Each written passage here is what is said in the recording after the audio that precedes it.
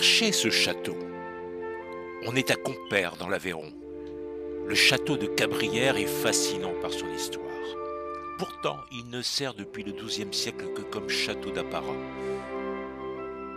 Et il culmine au XVe siècle, avec ses 2 tours et un donjon carré. Et une rivière coule à ses pieds, le Lumançonnesque, un sous-affluent de la Garonne par le Tarn. Alors vraiment, je vous donne un brin d'histoire. Une succession de propriétaires depuis 1060. Le comte Alphonse, en 1260 Ricard, en 1431 le seigneur de Loupiac et le comte d'Armagnac. Ils traversent la guerre de 100 ans et les guerres de religion sans coup férir. Et le château passe de famille en famille jusqu'en 1894, où l'un des propriétaires sera Emma Calvé. Mais qui est cette Emma Calvé? Rosa Noémie Emma Calvé, dite Emma Calvé, est une cantatrice française, une soprano. Mais quelle carrière!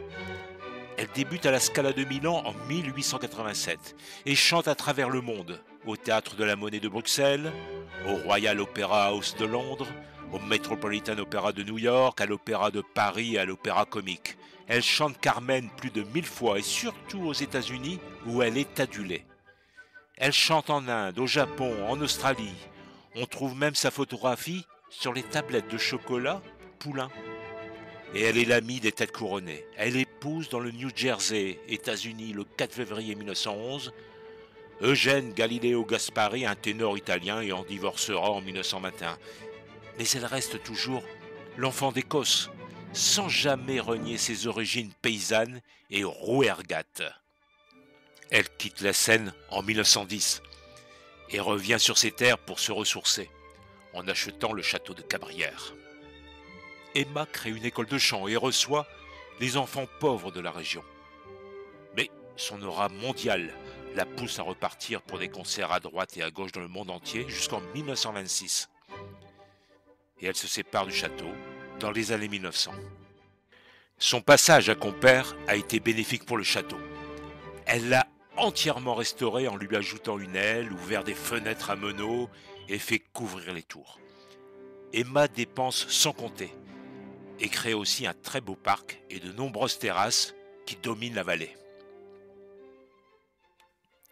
Derrière sa carrière, et ce que l'on ne sait moins, Emma Calvé est passionnée d'hindouisme et d'ésotérisme, très en vogue à la fin du XIXe siècle. Elle fréquente le cabaret du Chat Noir à Paris.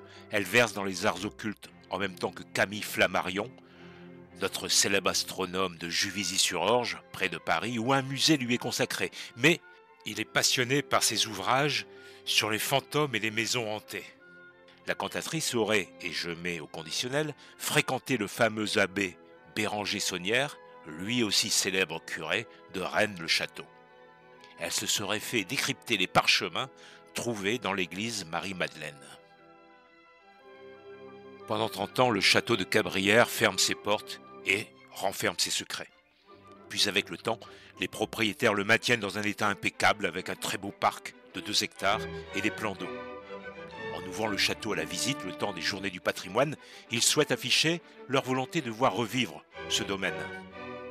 Mais pourquoi Emma Calvé est venue faire revivre le château pendant quelques années autour de 1900 ? On nous dit qu'elle faisait tourner les tables en compagnie d'amis choisis. Elle est très croyante mais cherche d'autres voies. Aurait-elle un secret ? Emma a un neveu et s'occupe de sa carrière de comédien, ne pouvant en faire le chanteur qu'elle aurait voulu. Mais un drame se produit. Et la dédicace sur son livre « Sous tous les ciels » résume ses émotions. À la mémoire d'Élie Calvé, mon neveu mort subitement sur la scène du conservatoire, en remportant son premier prix, j'offre en profonde et douloureuse émotion ces pages. Et c'est à Cabrières qu'elle reporte tous ses espoirs. Mais surtout, un autre mystère demeure et la raison d'y avoir vu Emma Calvé dans ce château. Alors un fonds documentaire appelé Dulpian, c'est un pseudonyme, est conservé dans ce château, dont le blason cache un lourd secret. Le château détiendrait dans sa bibliothèque un fameux livre. Depuis Nicolas Flamel, qui l'aurait détenu, Ce livre serait passé dans les bibliothèques privées les plus célèbres, celle de Richelieu à Jean de La Fontaine, inspirant les jardins du château de Vaux-le-Vicomte de Nicolas Fouquet. Et à la mort de ce dernier, le livre d'Abraham le Juif est repéré au château de Cabrières. Ce livre unique au monde contient la recette alchimique permettant de créer de l'or.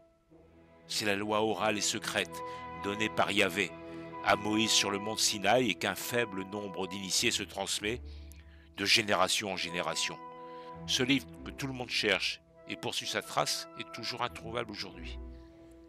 Et le château de Cabrières est connu par les alchimistes. Pierre Borel en 1655 écrit dans son livre Trésors de recherche et antiquités gauloises et françoises, cite, j'ouvre les guillemets, à la mort de Richelieu, le seigneur de Cabrières affirme détenir dans son château le livre par lequel Nicolas Flamel a transmuté du plomb en or. Ce livre s'appelle le livre d'Abraham le Juif ou l'Ash Mézareph. Voilà peut-être aussi pourquoi Emma Calvé aurait choisi le château de Cabrières.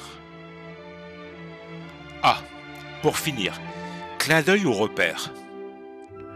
Au-dessus de l'entrée du porche du château, vous remarquerez une tête de diable. La même figure symbolique alchimique qui est aussi sur la clé de voûte du portail d'entrée de l'église Saint-Méry à Paris. Quel repère dans ce quartier de Paris où les Templiers, Nicolas Flamel et Dame Pernelle ont déambulé. Et il s'agirait de la représentation alchimique de Rubis dont la mort donne naissance au phénix. Emma Calvé décède à Millau en 1942 dans la misère et l'indifférence générale. Mais, pour ne pas l'oublier, visitons le musée de Millau et des Grands Cosses, où un espace lui est consacré. Son livre d'or est un trésor national. Au milieu des mots d'admirateurs, on retrouve entre autres la reine Victoria, l'empereur du Japon, le tsar de toute la Russie et Georges Bizet. Elle a fini sa vie sans un sou, hébergée par la propriétaire du château de Cresselles, aux portes de Millau, après avoir longtemps vécu à Nice et être passée par Montpellier. C'est une merveilleuse cigale chantante.